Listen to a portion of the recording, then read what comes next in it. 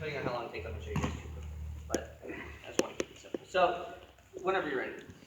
We're good? Yep. Killing. All right, guys. So, just to address like one scenario from Cycle that we did not address all semester, which is that what if my opponent uses their frames to try to pummel an underhook? Okay.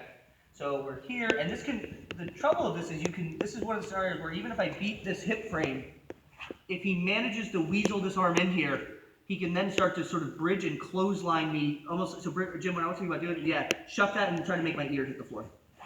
Right? And you can get out the back door, right? So it's going to be kind of troublesome, okay? So, I'm going to show you guys two quick options. One is like an immediate, if you catch this, like timing-wise, if you catch this, you're golden. The moment is sort of fleeting, though.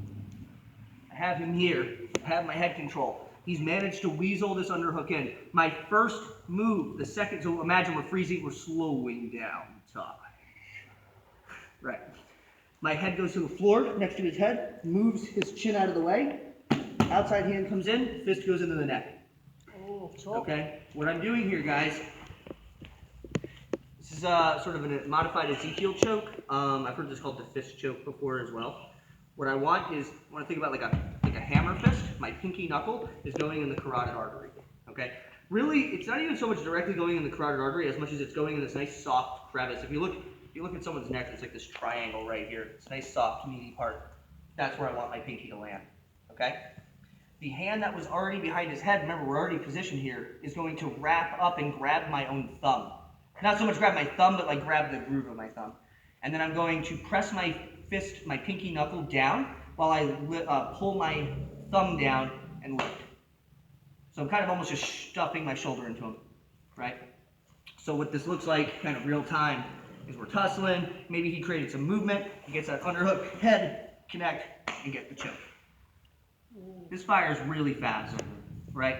The cool part is, too, okay, so I'm here, and let's just say, Jim, you manage to respond. You start bringing your hands in. You're fighting this choke.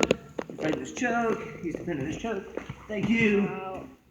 And I take it and finish it from the mount. Very simple transition. So if I can catch him immediately before he starts getting up, fist him.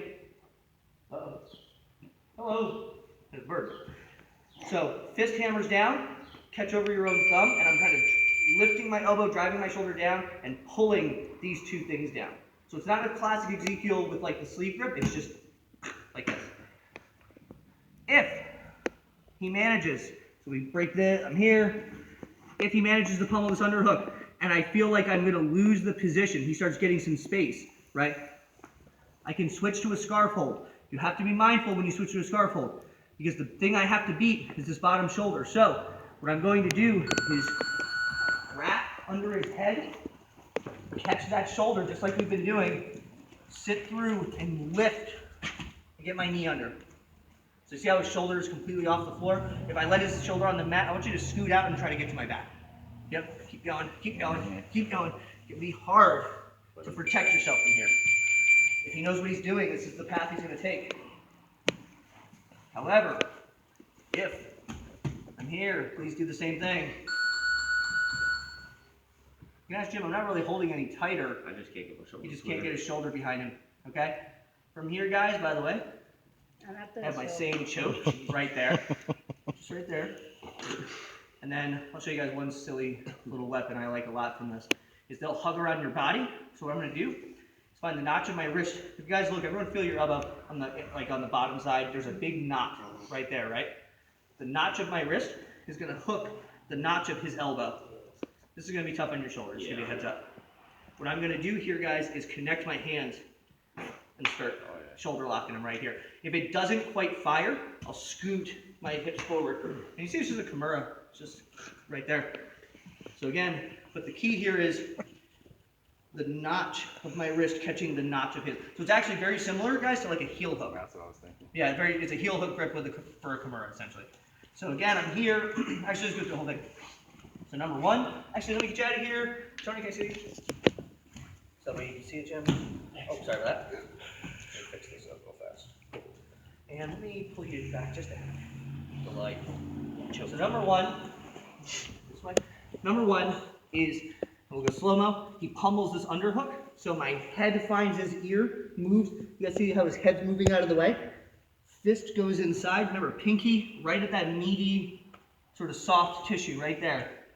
Catch my own thumb, and then I'm pulling down and driving in. Kind of lifting my elbow up. Okay? So that's one. Two is, let's say I started losing this position. He got this underhook and he strikes shuffling. So I catch, and then I need to drive him back flat. So you guys see how I kind of scissored my feet and drove him back flat? And then I'm sitting through and lifting so that his shoulder blade is resting on my thigh. So if you start trying to scoot away, it's very hard to get space. Option number one, fist goes in, get that same choke right there. Option number two, let's say he hugs really tight around your body. I'm finding the notch of his elbow, right? This little knot right here. And I'm connecting my hands. I might have to do an S grip, might do a gable grip, and I'm going to scoot and rotate for the shoulder lock. Yeah. That's a good one too against like those gummy dudes that just got like shoulders that go everywhere. Because like you'll start folding this elbow like it's going to hit like the side of their head. So, all right, let's try it out. Let's work out. 1, 2, 3.